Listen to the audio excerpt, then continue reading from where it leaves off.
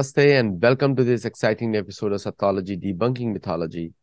Sathology means science of truth, the study of truth. Become our member, become our patron, and learn the difference between Sathology and mythology. Mythology actually destroys your identity, and you can become a member on YouTube as well. Join our courses because once you join the courses, you get the benefit of using Sathology on your profile as well, socially. But you have to follow some rules over there. आप सबका बहुत स्वागत है सतोलॉजी के show में। और आज हम लोग बड़े महत्वपूर्ण विषय पे बात करेंगे कि अमेरिका नीचे जा क्यों रहा है और क्यों गिर रहा है। तो बहुत बहुत मेरे साथ बड़े विद्वान हैं, आप उनके वीडियोस आपको बहुत अच्छे लगते हैं। रामेश्वर मिश्र पंकज जी, उन्होंने बहुत 30,000 से ज्यादा आर्टिकल्स लिखे हैं, 22 से ज्यादा उनकी पुस्तकें हैं। तो let us welcome Shri Rameshwar Mishra Pankaj. नमस्कार। नमस्कार। नमस्कार। अच्छा, कुछ लोगों को प्रॉब्लम होती है, बोलते हैं मुझे बार बार नमस्कार बोलिए, नमस्कार नहीं। तो मैं हम्म। नमस्कार बोला मैंने इस बार। और हाँ, जनरली मेरे मुंह से नमस्कार ही निकलता है। तो कोई बात नहीं, क्या फर्क पड़ता है। अरे, उच्चारण के बहुत से भेद हैं उच्चारण के स्वर पे। कहीं मैंने नमस्कार भी पढ़ा था, तो इसलिए हाँ, बट मेरे मुंह से बचपन से निकलता है। But namaskar is the right word, जी, आई एग्री। हाँ, कोई बात नहीं। तो रामेश्वर जी, ये जो जी, भगवत गीता का जो 16वां चैप्टर है, उसमें जी, असुरों के बारे में बड़ा विस्तार से वर्णन किया गया है। जी, और मैं जी, उस पर जाऊंगा नहीं, क्योंकि बहुत सारे लोग मेरा बहुत सारे वीडियोस देख चुके हैं, आपको भी सुन चुके हैं वो श्लोक। मतलब ऐसा जी, लगता है कि उसके बाद कोई फॉरेन पॉलिसी बनाने की जरूरत नहीं है आज के, मतलब उसको पढ़ ले कोई बिल्कुल। तो समझ में आ जाएगा दुनिया में क्या चल रहा है। हाँ, तो वो महाभारत का राजधर्मानुशासन पर्व पढ़ना है और गीता पढ़ना है, बस फिर और कुछ नहीं चाहिए। और कुछ चाहिए है नहीं। ना। अनुशासन हम्म। पर तो बहुत ही सुंदर है, बहुत सुंदर। राजधर्मानुशासन। अच्छा, एक जो आज जो हम लोग देखते हैं अमेरिका के बारे में, और भारत ने अभी मतलब एक तरीके से भारत ऊपर उछल भी रहा है, बढ़ भी रहा है।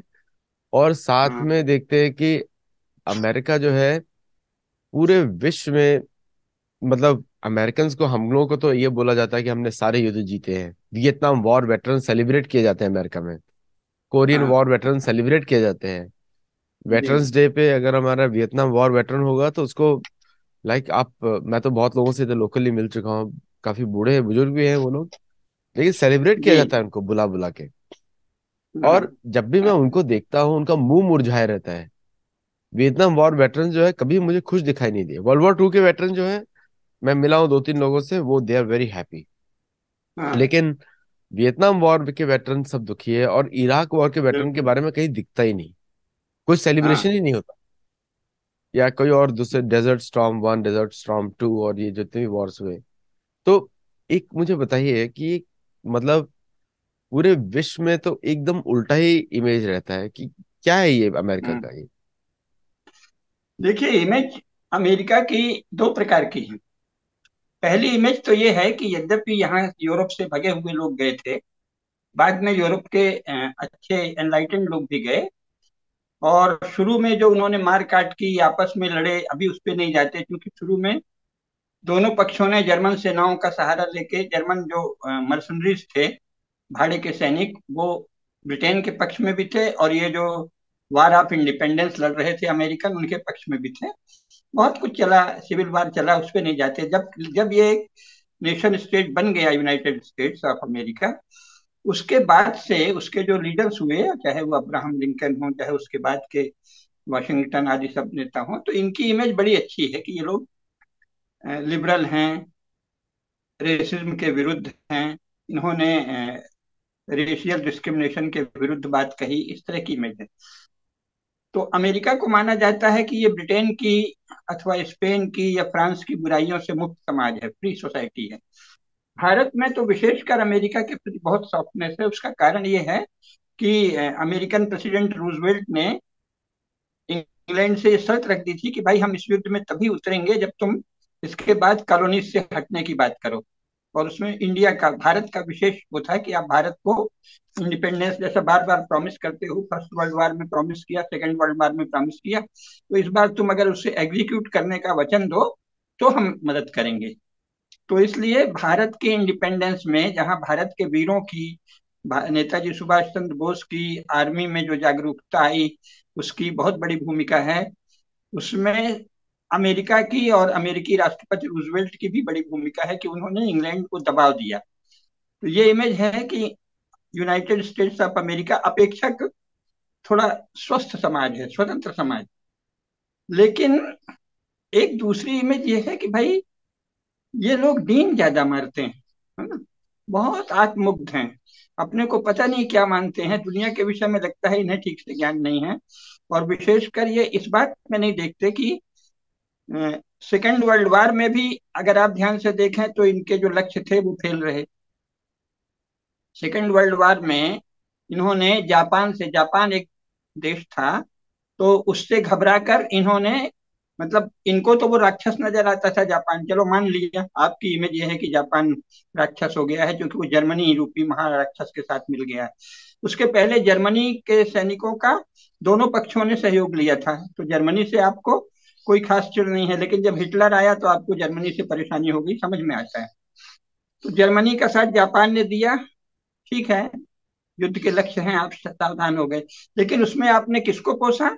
उसमें आपने स्टालिन को, और फिर बाद में सेकेंड वर्ल्ड वार में माओ को भी सहारा दे दिया। यानी स्टालिन को ये कह दिया कि तुम माओ को बढ़ने दो। सेकेंड वर्ल्ड वार के बाद कोमिंतांग चीन को, chiang काई शेक को धोखा दे दिया, कह दीजिए, या हटा दिया कि तुम हमारे उपयोग के हो गए हो, तो use and throw. chiang Kai Shek को फार्मोसा भेज दिया, और उस महाराक्षस माओजे दुंग, जो बहुत ही नरभक्षी पिशाच था, बहुत ही हत्यारा था, उसको आपने बढ़ाया। और आपको होश ही नहीं था, आपने ऐसा बढ़ाया कि आज चीन आपके लिए सबसे बड़ा सिरदर्द है। लेकिन सेकेंड वर्ल्ड वार के बाद जो इन्होंने युद्ध लड़े, उसमें तो और हंसी आती है अमेरिका को लेकर, क्योंकि सेकेंड वर्ल्ड वार के बाद अमेरिका ने 21 युद्ध लड़े हैं। इसमें 5 बड़े युद्ध हैं। पांचों बड़े युद्ध में सिर्फ गल्फ वार में अमेरिका विजयी रहा है।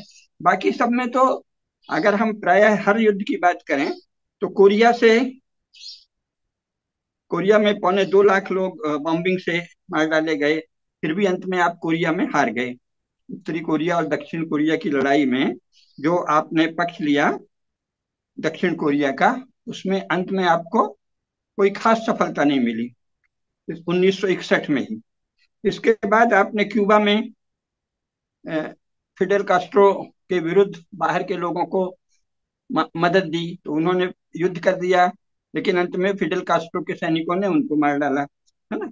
200 लोगों को, 1500 लोग आए थे, उनमें से 200 को मार दिया, 1200-1300 बंदी बना लिए। तो 1961 के 17 अप्रैल 1961 को जो बाहर के लोगों ने अमेरिकन मदद से फिडेल कास्ट्रो की अत्याचारी शासन पर आक्रमण किया था, उसमें भी आप सफल नहीं हुए। फिर इसके बाद आप वियतनाम में कूद पड़े। अब वियतनाम में यह हाल है कि 13 वर्ष तक अमेरिका लड़ता रहा, और 22 लाख से ज्यादा अमेरिकी जवान वियतनाम भेजे गए। लेकिन वहां क्या हुआ, और इसमें से ज्यादातर को जबरन सेना में भर्ती किया गया था। मतलब जो एक शर्त थी कि आपको शासन के कहने पर, स्टेट के कहने पर सेना में होना ही पड़ेगा, उसमें भर्ती किया। अमेरिकन पीपुल उसको पसंद नहीं कर रहे थे, अमेरिकन नौजवान। और यूनाइटेड स्टेट्स ऑफ अमेरिका से हिप्पी आंदोलन और काउंटर कल्चर रिवॉल्यूशन, प्रतिक्रांति आंदोलन, दोनों ही वियतनाम युद्ध के कारण हुए। तो वियतनाम युद्ध बहुत बड़ी पराजय है अमेरिका की, क्योंकि उसमें आपके इतने 22 लाख से ज्यादा सैनिक आपने झोंक दिए, उसमें से कई लाख मारे गए, और 13 वर्ष बाद हार के आप वापस आए, लौट के बुद्धू घर को आए। और हिप्पी आंदोलन और अमेरिका के भीतर पनप गया, केवल इस जो जबरन युद्ध में भेजा, बिना उनके भीतर कोई ऐसा राष्ट्रभाव जगाए। तो अमेरिका में कई पुस्तकें भी छपी हैं, मैंने एक पुस्तक देखी थी, दे love it but leave it. मतलब उन्हें अमेरिका से तो प्यार है, वहाँ की संस्कृति से, वहाँ की मौज मस्ती से, लेकिन युद्ध में भेजा जाता है तो वो भाग जाते हैं। तो हिप्पी बन के दुनिया में जाने लगे अमेरिका के नौजवान। इसके बाद जो है डोमिनिकन रिपब्लिक में भी आपको सफलता नहीं मिली कोई खास। इसके बाद लेबनान में भी अंत में अमेरिका ने हस्तक्षेप किया और वो हार गया। केवल जो इंग्लैंड की मदद की उसने फॉकलैंड पर, उसमें इंग्लैंड जीता, चलो उसको यूएसए की जीत कह सकते हैं। फिर ग्रेनेडा में जो रीगन के समय हस्तक्षेप किया, उसमें भी अंत में संधि करनी पड़ी, तो उसको विजय नहीं कह सकते। फिर पनामा में जॉर्ज बुश के समय जो अमेरिका ने हस्तक्षेप किया, उसको विजय कह सकते हैं, छोटी विजय, है ना। लेकिन पहली असली विजय, उल्लेखनीय विजय हुई है गल्फ वार में। 1990-91 में जो गल्फ वार हुआ है, उसमें इराक और कुवैत की लड़ाई में यूएसए और 34 दूसरे यूरोपियन देश एक साथ हो गए, और उन्होंने 50,000 इराकी सैनिकों की को मारा युद्ध में, जो कि ठीक ही है। और इसके बाद फिर एक प्रकार की विजय हो गई, क्योंकि उसको सुलह करनी पड़ी इराक को। लेकिन फिर भी इराक तो अभी तक अपराजय ही दिखता है, तो उसको कितनी विजय मानेंगे। जो आपके राजनीतिक लक्ष्य हैं उसमें तो विजय नहीं मिली, लेकिन चलिए, आपने उसमें जीत लिया। फिर सोमालिया में जो आपने नियंत्रण किया, वो भी अभी कोई बहुत सफल नहीं हुआ। हाइती में जो 3 वर्ष तक लगातार हस्तक्षेप किया, उसमें भी कोई विशेष सफलता नहीं मिली। बोस्निया में जो गए, तो उसमें अंत में दोनों पक्षों में सुलह करनी पड़ी। कांगो युद्ध में क्योंकि लाखों लोग भूख से मर रहे थे, तो ठीक है, यूनाइटेड स्टेट्स ने हस्तक्षेप किया, लेकिन उसको अंत में अफ्रीकन वर्ल्ड वार कह दिया गया, और अफ्रीकी देश अंगोला, नाम्बिया, जिम्बाब्वे, कांगो, ये सब आपस में ही लड़ मरे। तो आप कोई विशेष, आप वहां शांति और सद्भाव नहीं स्थापित कर पाए। फिर इसके बाद कोसोवो की लिबरेशन आर्मी, जो युगोस्लाव के लोगों में और सर्ब लोगों में सिविल वार हो रहा था, उसमें आपने हस्तक्षेप किया। उसमें भी अंत में संधि हुई, कोई खास जिसका पक्ष आपने लिया हो उसका शासन स्थापित कर दिया हो, ऐसा नहीं हुआ। अफगानिस्तान में तो और विचित्र बात है। 11 सितंबर 2001 को जो इतना बड़ा दुस्साहस किया, वो अलकायदा का जो ओसामा बिन लादेन है, उसको आप जाकर के 2 मई 2011 को 10 साल बाद मार पाए। ठीक है, वो तो इस पे बहुत बहुत बहुत सब जगह प्रशंसा हुई कि अंत में उसको मार गिराया। लेकिन हुआ क्या अफगानिस्तान में? अफगानिस्तान में भी आज तालिबान का शासन है। तो राजनीतिक लक्ष्य की दृष्टि से अमेरिका हर जगह असफल रहा है। इसी प्रकार इराक में सद्दाम हुसैन पर आपने आक्रमण किया, और हुआ क्या कि अंत में इराक अभी भी कोई अमेरिकी खेमे में नहीं है। ठीक है, आपने सद्दाम हुसैन को मारा, लेकिन सारी दुनिया में यह हल्ला हुआ कि साहब इन्होंने झूठा आरोप लगाया था कि वहां न्यूक्लियर वेपन्स हैं, वहां तो न्यूक्लियर वेपन मिले ही नहीं, है ना। सूडान में भी जो आपने 2003 से युद्ध जारी रखा है, अभी तक युद्ध जारी है सूडान में। लगभग 18 वर्षों से युद्ध जारी है, कोई विशेष सफलता अमेरिका को नहीं मिली है। लीबिया में गद्दाफी के खिलाफ जो किया, तो गद्दाफी के मरने के बाद शांति तो स्थापित हो गई, लेकिन उसको भी ये नहीं कह सकते कि यूनाइटेड स्टेट्स ऑफ अमेरिका विजयी रहा है। सीरिया में भी 2011 से लगातार लड़ाई चल रही है, और एक अर्थ में वो अमेरिका की वहां विफलता, फेल्योर मानी जाएगी। और अंतिम जो रूस यूक्रेन युद्ध है, ये भी 2014 से चल रहा है, 8 वर्ष हो गए। आपने क्या रणनीति बनाई थी, इतना विशाल देश और उधर विघटित सोवियत संघ, उसके बाद भी आज भी संयुक्त राज्य अमेरिका को कोई विशेष सफलता नहीं मिली है, और ऐसा लग रहा है कि रूस वहां भी जीत जाएगा। तो 21 युद्ध जो हैं, उसमें मुश्किल से 3 छोटे छोटे युद्धों में और एक बड़े युद्ध में कुछ सफलता मिली, से सब जगह 17 युद्धों में अमेरिका को हार कह लीजिए, या जो राजनीतिक लक्ष्य थे उनको पाने में सफलता नहीं मिली। तो अमेरिका की छवि इससे ये बन रही है कि ये लोग उत्साही हैं। यूरोप के कम से कम जो उपनिवेश फैलाने वाले राष्ट्र थे, इंग्लैंड, स्पेन, फ्रांस आदि, बहुत ही बर्बर पिशाच थे। स्पेन, पुर्तगाल, इंग्लैंड, हॉलैंड, उनसे बहुत अच्छे हैं अमेरिकन, ऐसा माना जाता है। और चूंकि अमेरिकन सैनिकों को थोड़ा सुख का अभ्यास है, इसलिए वो उतनी नीचता भी नहीं करते जितना कि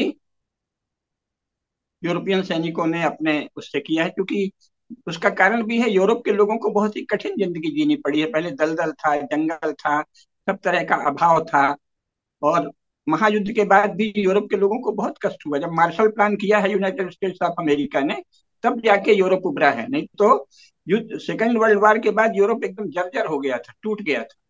तो अमेरिका की एक अच्छी छवि ये बनी कि मार्शल प्लान के द्वारा उसने यूरोप के टूटे हुए देशों को फिर से खड़ा किया। उनको खाना पीना किसी तरह सुलभ हुआ, नहीं तो भुखमरी, महामारी और वेश्यावृत्ति और सेक्स का कारोबार, ये सब इंग्लैंड, फ्रांस, सब जगह फैल रहा था। बहुत ही सस्ती वेश्यागिरी इंग्लैंड में, उसमें बहुत सारे उपन्यास हैं अंग्रेजों के, जिसमें बताया है कि स्त्रियां बहुत कम, एक ब्रेड के लिए, एक थोड़ी सी चीज के लिए शरीर बेच देती हैं।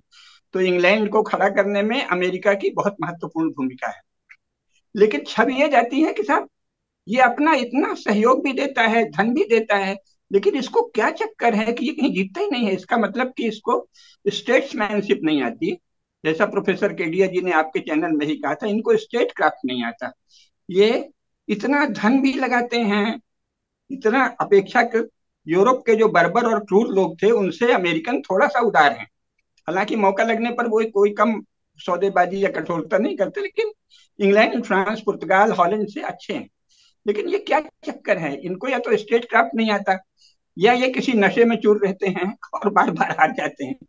तो वो जो गीता के 16वें अध्याय का आपने कहा, वो भी इन पे लागू होता है कि हर छोटे के बाद इनको लगता है कि असौ मया हता शत्रु अनिश्चय चापरा नपी आद्यो भी जन्वान अस्मि को न्योस्त सदसो मया, है ना। तो इससे इनको लगता है कि हम सारे अहमिति मनहु जीत जग ठाढ़ा, तुलसीदास ने कहा है। इनको इतना अहम है कि हम संसार में विजयी रहे हैं। लेकिन संसार इनको ऐसे देखता है कि भाई ये कुछ मूर्ख हैं या क्या हैं, या इनको राज्य करना नहीं आता। इतना बड़ा धन विनियोजन करके पहले तो आपने अमेरिकी महाद्वीप को लूट लिया, उससे आपके पास बहुत धन और संसाधन आ गए, तो आप बहुत बड़े इलाके के मालिक हो गए। इसके बावजूद आप धन को ठीक से लगाना नहीं जानते, आप राज्य ठीक से करना नहीं जानते, आप कूटनीति भी नहीं जानते, आप बार बार हारते हैं। तो इस प्रकार बड़ी दया की भावना पैदा होती है। जैसे एक्चुअली, इंग्लैंड है, फ्रांस है, उनके प्रति लोगों को घृणा और तिरस्कार होता है कि ये बड़े नीच हैं। अमेरिकन लोगों के प्रति ये भाव नहीं आता कि ये नीच, लेकिन थोड़ा दया की भाव आती है, भाई कैसे लोग हैं, शायद बुद्धिमान नहीं हैं, शायद इनमें पर्याप्त बुद्धि नहीं है, शायद इनको राज्य चलाना नहीं आता। जैसे कुछ बड़े घरों के, धनी घरों के लड़के लड़कियां होते हैं ना, मस्त आवारा, कुछ भी कर रहे हैं, मस्त हैं। अमेरिका की छवि ऐसी जाती है कि ये मस्त तो हैं, लेकिन इनको कूटनीति, राज्य संचालन, स्टेट क्राफ्ट नहीं आता, मस्त है अपने में। तो संसार की राजनीति तो ऐसे नहीं चलती। और जो गंभीर लोग हैं वो अपने संसाधनों का, अपनी शक्ति का, अपने सैनिकों का इस तरह से तो इस्तेमाल नहीं करते। एक तरीके आखिर का भारत में एक तरीके का है शैलोनेस भी है। शैलोनेस मतलब बोलते हैं शैलोनेस मुख्य है। सौम्यत्वम नहीं है, सौम्यत्व नहीं है। नहीं। और एक एक जैसे आपने बताया, प्रवृत्तिम च निवृत्तिम च, इनको क्या करना चाहिए, हाँ क्या नहीं करना चाहिए, हाँ। वो लॉन्ग टर्म बेसिस नहीं है। मतलब यहाँ पे एक नहीं, गन। उद्भव तो न विज्ञानी तो, ये न प्रवृत्ति जानते न निवृत्ति जानते, है ना। बिल्कुल।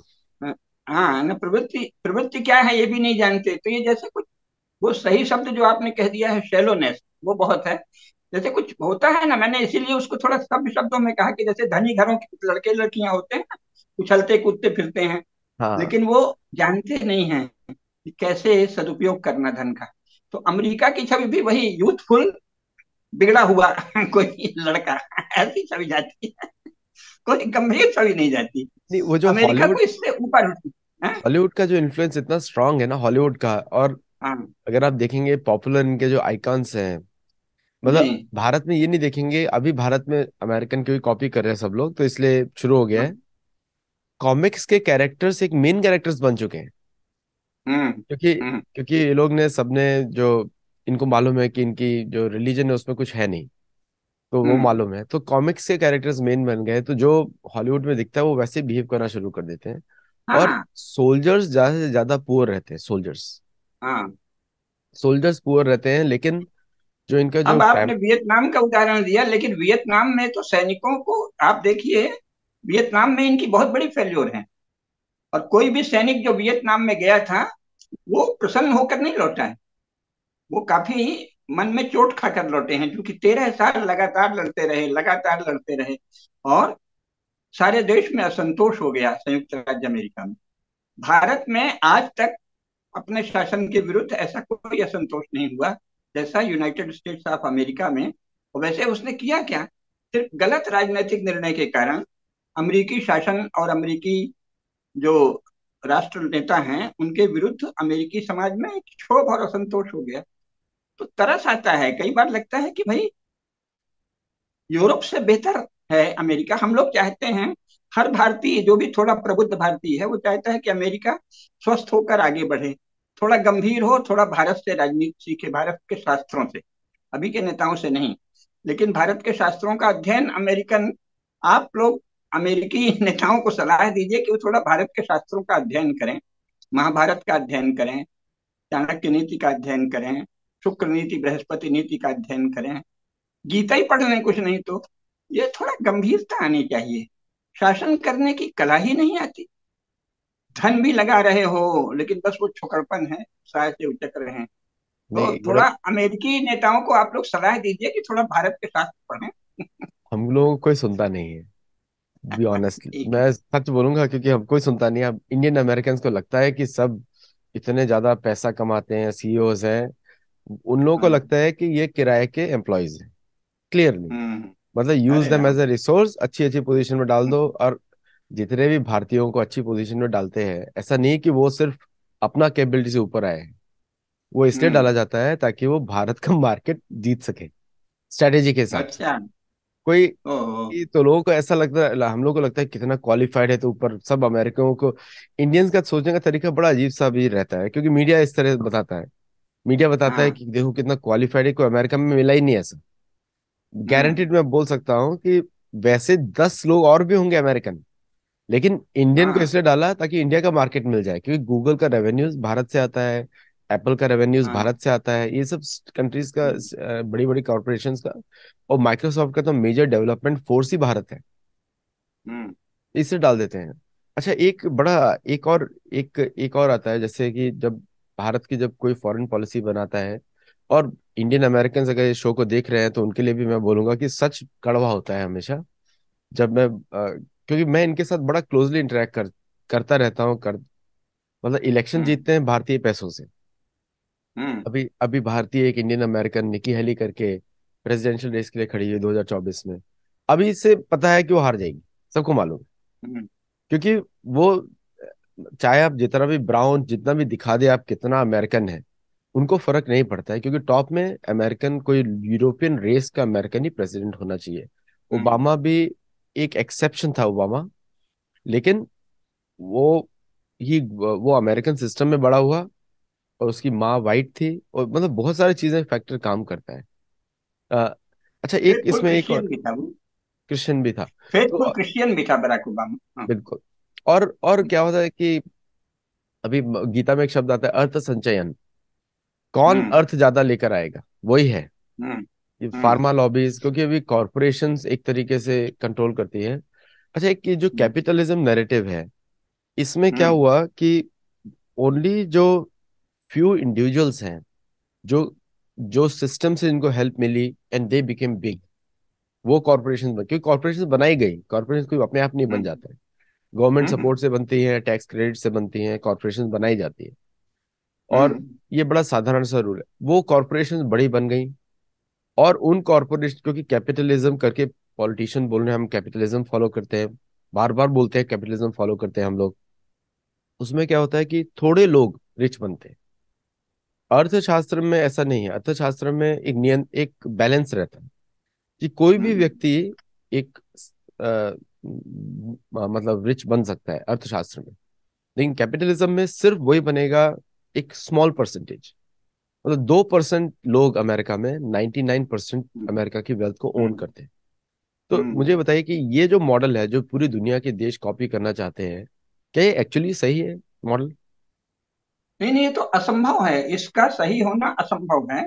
ये अंत में असंतोष को जन्म देगा, क्षोभ को जन्म देगा और विद्रोह को जन्म देगा।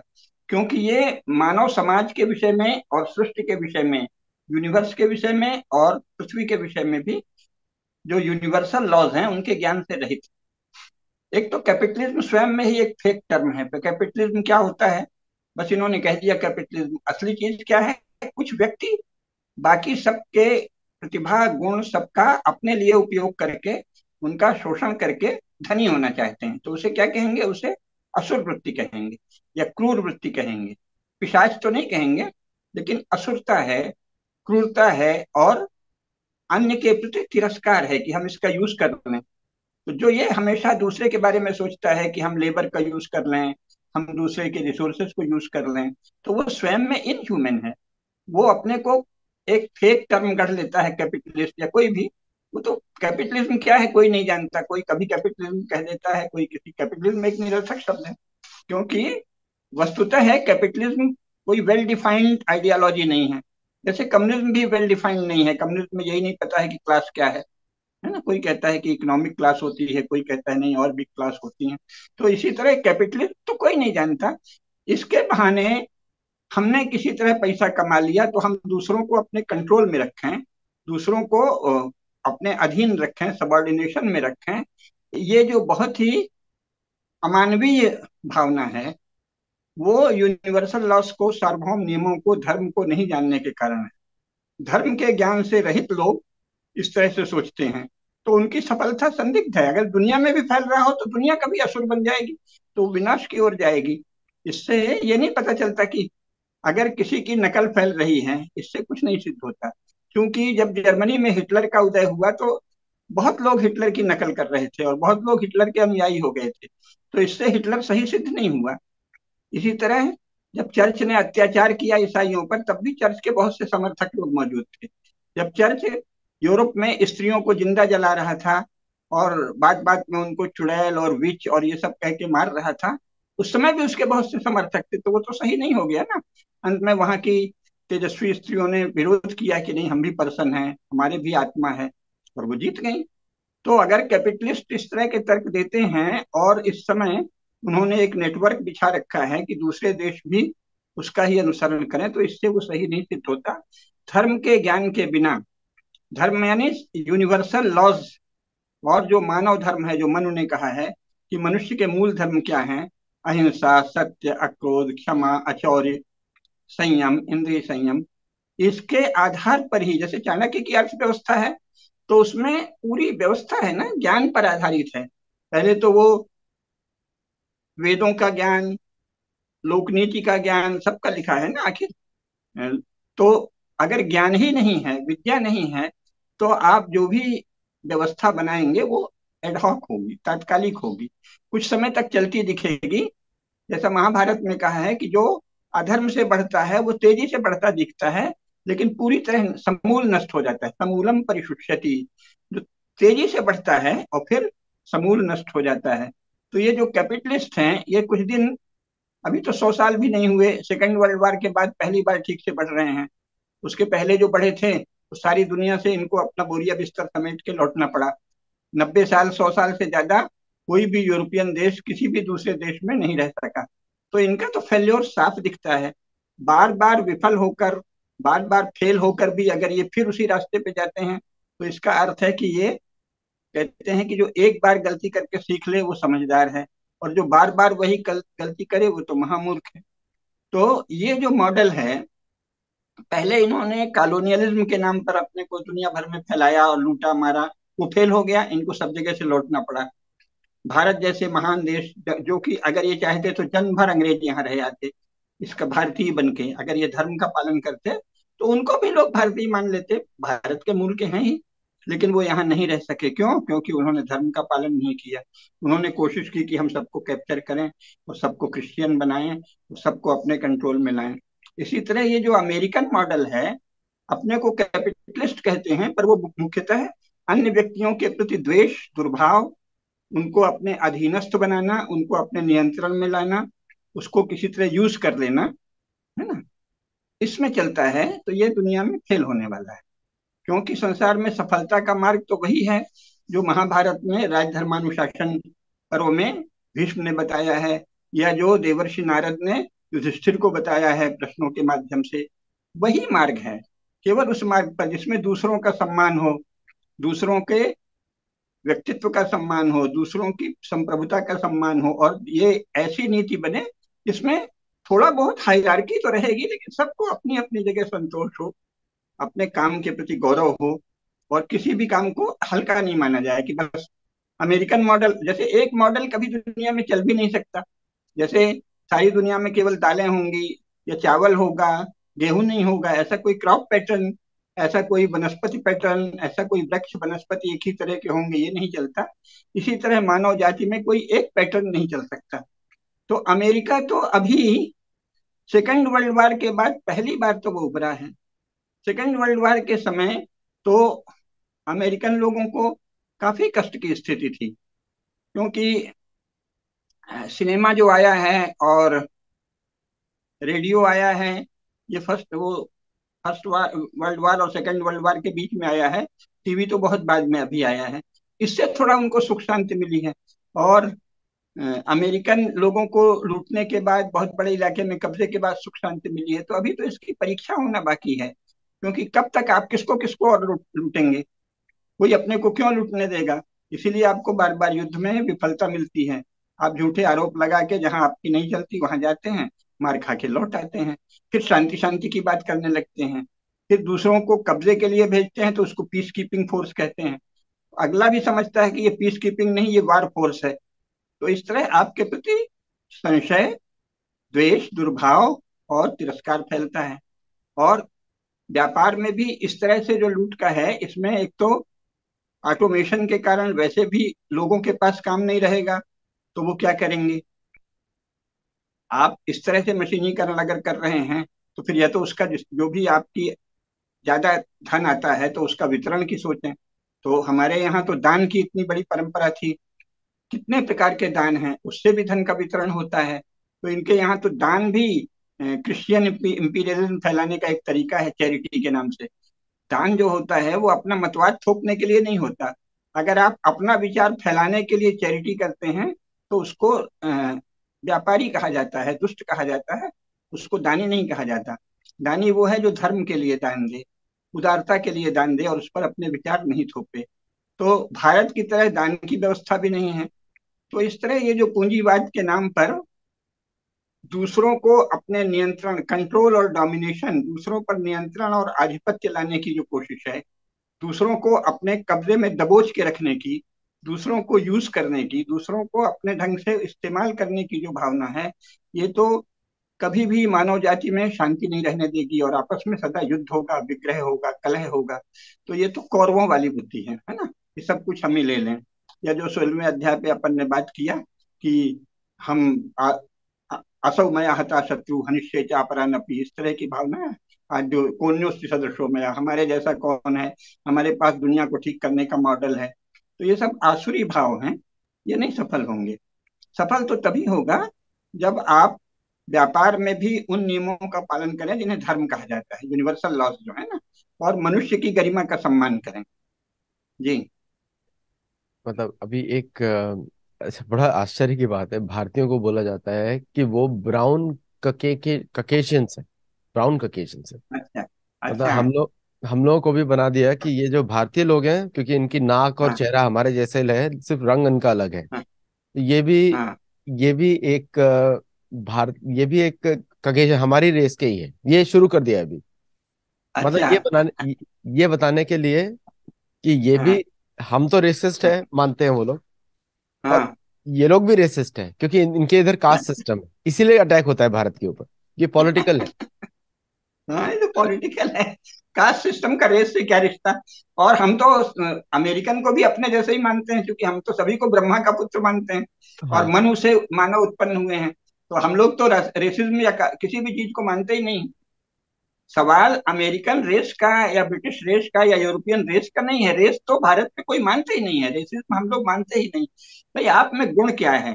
आपके गुण और कर्म के आधार पर तय होगा कि आप क्या हैं। आप राक्षस हो सकते हैं, एक ही रेस में राक्षस और देवता दोनों होते हैं, है ना? तो रेस स्वयं में कोई एक क्वालिटी नहीं। रेस, एक ही रेस में देवता भी होते हैं, राक्षस भी होते हैं, दुष्ट भी होता है, सज्जन भी होता है। रेस तो कोई पहचान ही नहीं। गुण और कर्म ही मनुष्य की पहचान।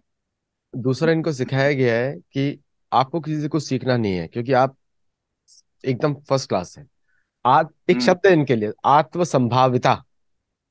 अच्छा। एकदम आत्म संभाविता, स्तब्धा, स्तब्धा। हाँ, तो स्तब्ध है ना, वो गीता में कहा है ना, आत्म संभाविता है स्तब्धा, स्तब्धा। है ना? हाँ। तो तो वो स्तब्ध रहे, जो आत्म संभावित होगा वो स्तब्ध हो जाएगा। शब्द रहेगा। आजकल हमारे यहाँ हिंदुत्ववादी कुछ लोग भी आत्म संभावित हो गए हैं। तो आत्म आत्म, संभावित सदा स्तब्ध हो जाएगा। और फिर तीसरा वर्ड है धन मान मदान्विता। मतलब उनको, हाँ। क्योंकि उनको मालूम है सारी बैंक्स उनकी है, पूरा हाँ। फाइनेंशियल हाँ। सिस्टम उनका है। और दूसरे लोग तो उनको उनको ये मालूम है जिस दिन टैब बंद करेंगे बहुत सारे देश हम्म। नीचे आ जाएंगे। उनको उनको पूरा हम्म। गारंटेड मालूम है। तो इसलिए ये लोग एक तरीके से एक जैसे अगर कोई अमेरिकी व्यक्ति, बहुत सारे मेरे मित्र हैं बड़े अच्छे धर्म का पालन करते हैं, सनातन धर्म में है, उनके बारे में बात नहीं कर रहा हूँ, अगर आप लोग देख रहे हैं तो ट्रांसलेट करके सुनेंगे तो आप आपके बारे में बात नहीं है। लेकिन लेकिन ज्यादातर लोग जो आते हैं सनातन धर्म की तरफ भी आ जाते हैं, वो हाँ। एक वो सेंस ऑफ आत्म संभाविता को लेके साथ में आते हैं। अच्छा।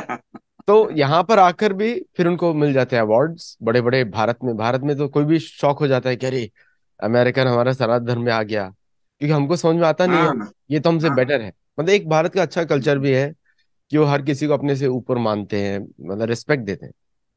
लेकिन हम्म ये ऐसा नहीं सोच रहे हैं कि रिस्पेक्ट वो मिल रही है क्योंकि उनका कल्चर है ये। अगर आप वहां पे हम्म रहेंगे थोड़ी देरों बाद वो आपकी असलियत जान जाएंगे, फिर आपको जमीन पे लेकर भी आ जाएंगे। लेकिन ये लोग आत्म संभाविता, स्तब्धता, धन मान मदान्विता, कि मैं इतने हम्म रिच से हूं तब भी मैं सनातन धर्म, तो एक एटीट्यूड है, मैं ऊपर से नीचे आया हूँ। ये नहीं देख रहे हैं कि हम्म मैं नीचे से ऊपर गया हूँ सनातन धर्म में। हम्म तो ये उधर भी ये एटीट्यूड चलता है, और बड़े बड़े ऑर्गेनाइजेशंस में ये लोग हम्म पूरा टॉप पे। अभी मैं बोल रहा हूँ तो बहुत लोग, आप लोग समझ ही गए होंगे, बहुत सारे लोग, ये लोग सीधा टॉप में पहुंच जाते हैं, सीधा टॉप में। हम्म। और वहां के वो आश्रमों के आचार्य बन जाते हैं, मठाधीश। हाँ, भारत में धीरे धीरे इनकी योजना हर आश्रम में शीर्ष पे पहुंचने की है। श्रेष्ठ पहुंचने की और बस। मुझे मुझे बड़ा आश्चर्य होता है कि रैदास पंथ, दादू पंथ, कबीर पंथ, सब में अमेरिकन और यूरोपियन घुसे हुए, सब में। हाँ, आप हाँ, देख लीजिए यानी जो ऋषिकेश में। जो यहाँ के तथाकथित शोषित दलित अपने को कहते हैं, हाँ, उनके जो धर्म के आचार्य हैं वहाँ सबसे ज्यादा विदेशी मिलेंगे, सबसे सबसे ज्यादा ज्यादा। विदेशी। सनातन धर्म में उतने नहीं मिलेंगे। और हाँ, पूरा मैनेजमेंट इनके हाथ में होगा, गुरु भी इनके पूरा हाथ में आ जाता मैनेजमेंट। है। गुरु भी इनके हाथ में आ हाँ, जाता है, मतलब यही है गुरु ये। भक्त। हाँ, बिल्कुल। और वो भक्ति ऊपर आंदोलन में भी ये लोग घुस जाते हैं। घुस जाते हैं, पूरी तरह घुस चुके हैं, और ऊपर से मैनेज करते हैं फिर। तो और हाँ लेकिन जो कुछ परंपराएं हैं जो भारत में, वो उनको वो बोलती हैं कि अभी आपको अगला जन्म। हाँ, अ, बिल्कुल। किसी ने, प्रभुपाद ने किसी से इन लोगों ने पूछा कि हमारा फ्यूचर क्या होगा, बोलते आप फ्यूचर में हाँ। आपका जन्म भारत में होगा, ये बोला उन्होंने। बहुत। हाँ। तो कुछ मतलब जो गुरु हैं वो सही बोलते हैं कि तुम्हारा ये जन्म होगा, ये सब होगा। लेकिन स्तब्धा, धन मान मदान्विता, ये इनका एक डीएनए में है, डीएनए में। हम्म तो इसमें, और हमारे जो भारतीय अमेरिकन है, जो जो भारत मूल के हैं, वो हम्म। वो जो वेस्टर्न वैलिडेशन की जो बीमारी है उनको लगी रहती है। उनको हाँ लगता है हाँ कि किसी ने उनको अप्रिशिएट कर दिया तो बड़ी बात हो गई, बहुत बड़ी बात। हाँ हाँ। हम्म अप्रिशिएट तो उसको किया जाता है जिससे वो एक अच्छा, एक और चीज है स्मॉल टॉक। मतलब छोटी बात, मतलब हम लोग हिंदी में करेंगे तो छोटी बात लगेगी। मतलब उनका कहने का मतलब क्या होता है कि शुरू का जो बात करो, ऐसा करो कि आप हुक हो हम्म जाए दूसरा आदमी। वो हम्म अंदर से कुछ चेंज नहीं कर रहा है, वो सिर्फ शब्द ऐसे बोलेगा जो आपको अच्छे लगेंगे, हम्म क्योंकि उसका ट्रेनिंग है, उसको कोई मतलब भी नहीं है, कोई इमोशनल कनेक्शन भी नहीं है। वो सिर्फ बोल रहा है हम्म आपको इम्प्रेस करने के लिए। और जैसे ही आप हम्म इम्प्रेस हुए, वो उस आपके साथ वो लग जाएगा बेनिफिट। हम्म और hmm at the end of the day, यहाँ पे कोई भी फ्री सर्विस नहीं होती। जैसे हमारे यहाँ पे हम लोग हम्म योग के प्रवचन फ्री में बोलते हैं, ये शो भी पूरा फ्री है, स्पॉन्सर्ड नहीं है। हम्म तो लोग हम लोग कर रहे हैं सिर्फ ज्ञान का प्रचार, या फिर एक म्यूचुअल बेनिफिट के लिए, दूसरों को बताने के लिए, ताकि लोग ऊपर हम्म आए स्पिरिचुअल लाइफ में। इधर ऐसा हम्म नहीं है। आपको इम्प्रेस किया, उसके बाद ये मेरा बिल है। मतलब इस एवरीथिंग इज कमर्शलाइज। अर्थ संचयन, ये मेरा बिल है। आप $15 हाँ देंगे तो आपको मैं ये सिखा सकता हूँ, अगर आप मेरे को हाँ। $20 देंगे तो आपको मैं ये सिखा, इट्स लाइक दैट। हम्म तो तो जैसे my majority of the classes are free, जिसमें मैं जाता हूँ। बाकी लोग जो चार्ज करते हैं वो अलग रहता है, लेकिन मैं जहाँ पे रहता हूँ वो मोस्टली आई डोंट चार्ज। और तो लेकिन वो उनके लिए, उनके मानसिकता में ऐसा है कि ये तो ठग लेगा, अभी फ्री है तो ठग लेगा। हाँ हाँ। वो इससे इससे लाइक एक अलग हाँ। तरीके का कल्चर है। याचक वृत्ति है। तो इस विषय में आप क्या बताएंगे? बहुत फर्क है भारतीय संस्कृति में और इनमें, बहुत इस फर्क। विषय में हम ये कहेंगे कि भारतीय वृत्ति जो है वो याजक वृत्ति है, यानी यज्ञ के भाव से हम काम करते हैं। और करेक्ट। ये जो आप बता रहे हैं अमेरिकन आदि की, ये याचक वृत्ति है। तो याचक वृत्ति यानी वस्तुतः ये बेगर्स एटीट्यूड हुआ, याचक वृत्ति। और याजक वृत्ति जो त्याग और यज्ञ की भावना से काम करता है, दोनों का ये भेद है। मूल जो भारतीय वृत्ति है वो याजक वृत्ति है। हम सब यज्ञ की भावना से काम करते हैं, क्योंकि भगवान कृष्ण ने कहा है ना कि एवं प्रवर्तितम चक्रम नानुवर्तयति यः अगायुरिंद्रियारामो मोघम पार्थ सजीवति। जो इस सृष्टि चक्र के अनुसार सृष्टि यज्ञ का पालन नहीं करता, वो मोघ व्यर्थ ही जीता है। और ये जो है ये याचक हैं, सदा मांगते रहते हैं हमको इसके बदले में ये दो। अरे कि कोई उपकृत होगा तो स्वयं देगा। हमारे यहाँ तो जो परंपरागत विद्यालय थे, उसमें गुरु कभी कोई शुल्क मांगता ही नहीं था। और फिर से अगर होगा, फिर से भारत जब अपने स्वभाव में खड़ा होगा तो फिर यही होगा। कोई मांगने की आवश्यकता नहीं है, लोग स्वयं देते हैं। तो याचक वृत्ति यूरोपियंस में और अमेरिकन में बहुत अधिक है। इसको उनको सुनने में बुरा लगेगा, लेकिन जो भारतीय तटस्थ होकर देखेगा तो वो इनको याचक की तरह देखता है। ये तो मांगते ही रहते हैं, इसके बदले में ये दो, इसके बदले में ये दो। ये याचक वृत्ति है। याचक वृत्ति शोभा नहीं देती। अगर आपको खाने पीने को मिल गया है, आपका जीवन ठीक से चल रहा है, तो आपको दान वृत्ति और याजक वृत्ति रखनी चाहिए। तो धीरे धीरे सनातन धर्म का शिक्षा अगर फैले तो इनको बताना पड़ेगा कि ये याचक वृत्ति, उसकी हिंदी अंग्रेजी बड़ी खराब होगी, बेगर सेटिट्यूड, तो लोग नाराज हो जाएंगे। लेकिन ये याचक वृत्ति, याचना की वृत्ति छोड़ दें, है ना। याचना नहीं करें, यजन करें, यज्ञ करें और दान करें। दान के भाव से चलना चाहिए। हम्म। 35 करोड़ अमेरिकन में से 3.5 करोड़ अमेरिकन ऐसे हैं, 10%, जिनके पास भोजन नहीं है। और बताइए। है ना, जिनके पास भोजन नहीं है वो सड़क पे रहते हम्म। हैं, जिनके पास घर नहीं है। मतलब इतनी छोटी हम्म। पॉपुलेशन में, इतनी ज्यादा जमीन में भी घर नहीं है, भोजन नहीं है। और मेजोरिटी अरे ऑफ द राम। भोजन फेंक दिया जाता है ना। फूड अरे stamp Ram. Food stamp distribute होते हैं एक क्वालिफिकेशन के ऊपर। और जो हाँ।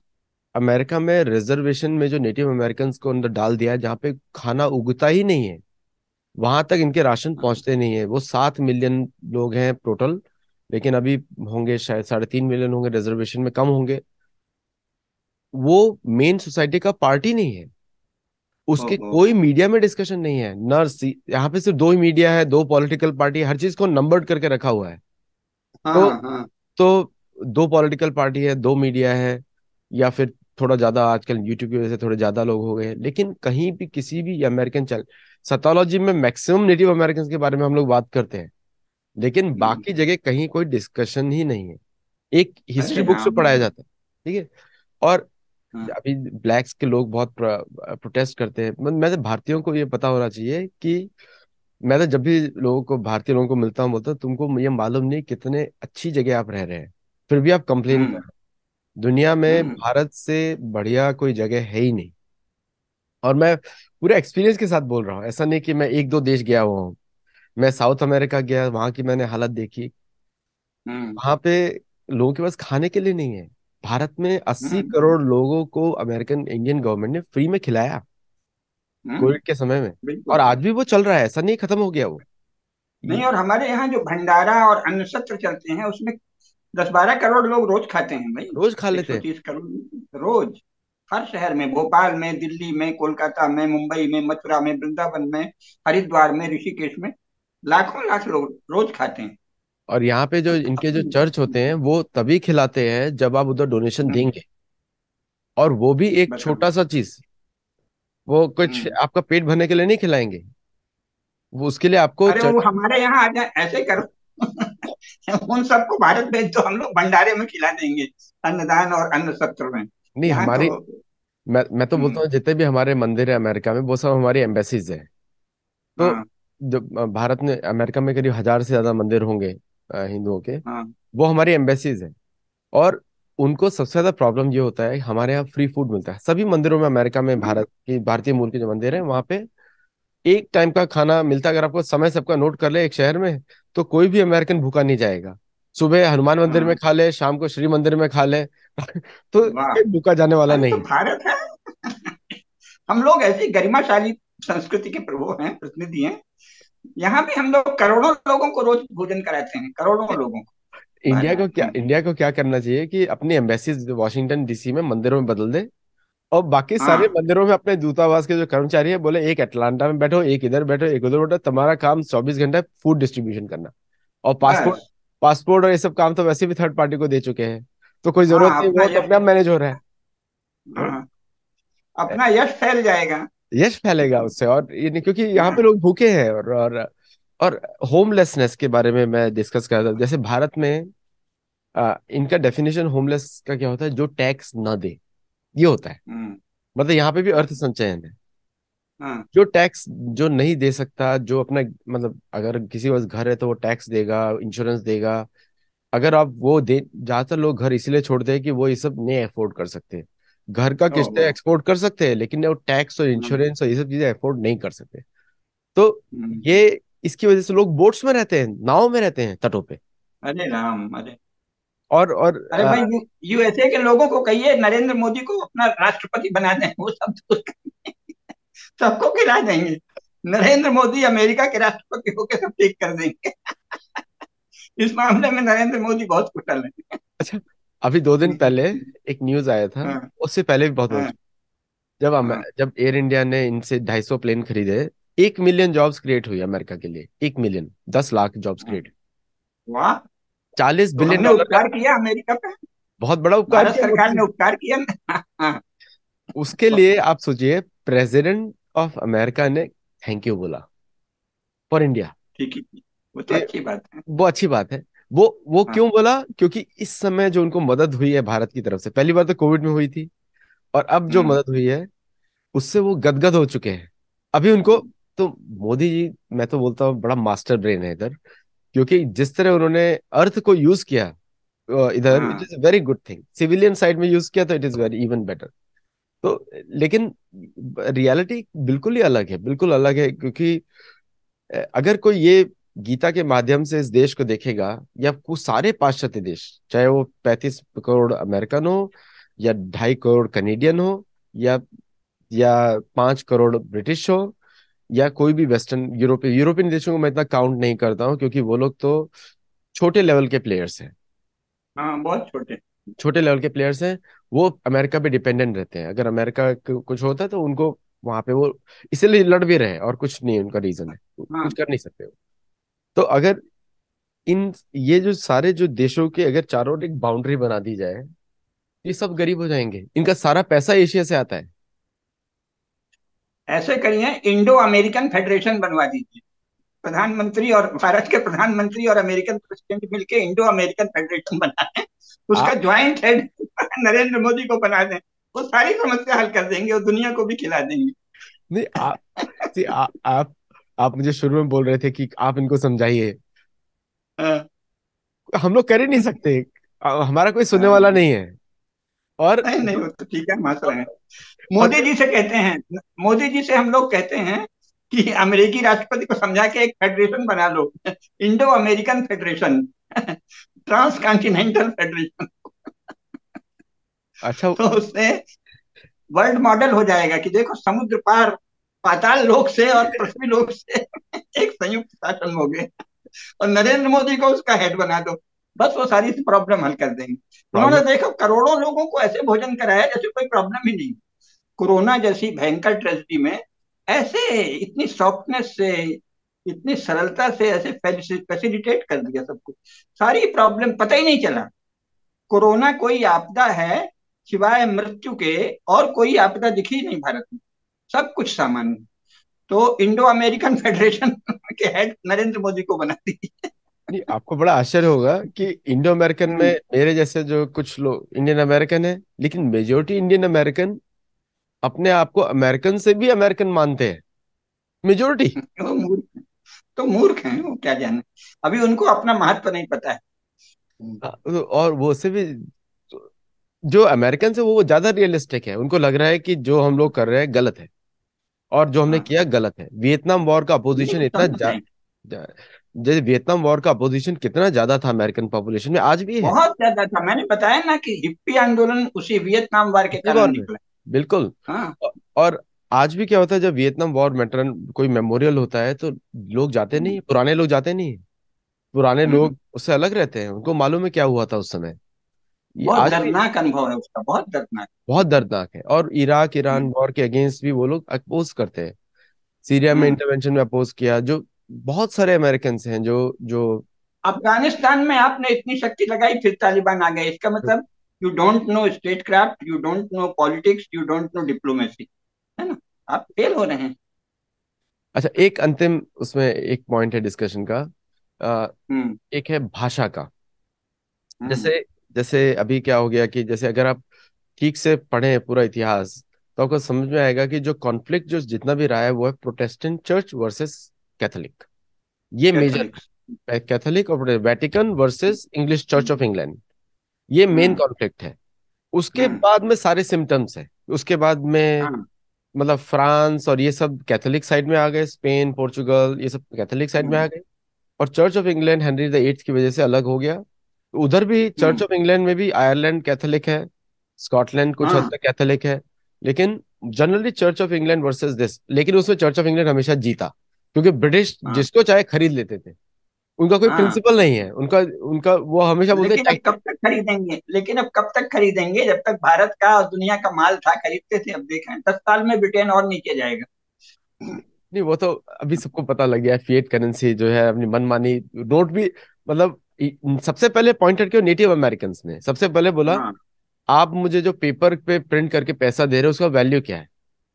पेपर है, वो हाँ। तो पेड़ से आया है। हाँ। लेकिन जो मेरे बिल्कुल। पास जमीन है वो हमेशा वैल्यूएबल रहेगी, पहला प्रिंट वहां पे हमेशा बोला गया ना। रहेगी। ये 1685 में कुछ बोला गया था, हम्म। सियोक्स के चीफ ने बोला था। लेकिन लेकिन अब जाके पूरी दुनिया को पता लग रहा है, चाइना को लग रहा है कि जो $3 ट्रिलियन उसने कमाया वो सिर्फ पेपर था, कुछ था ही नहीं उसके नीचे। हम्म। वो तो पेपर है, जैसे टोकन होता है, टोकन। स्टेट का टोकन है।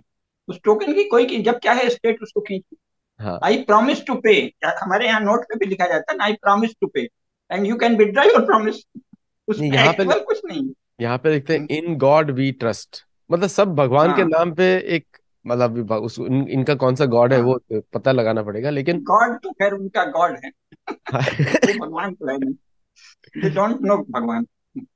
तो उसके नाम पे ही पूरा चल रहा है कि ये इन गॉड वी ट्रस्ट, तो इसका मतलब if we trust you have to trust me. आत्म हाँ। संभाविता स्तब्धा। हाँ, वो गॉड तो बहाना है अपने को केंद्र में लाने।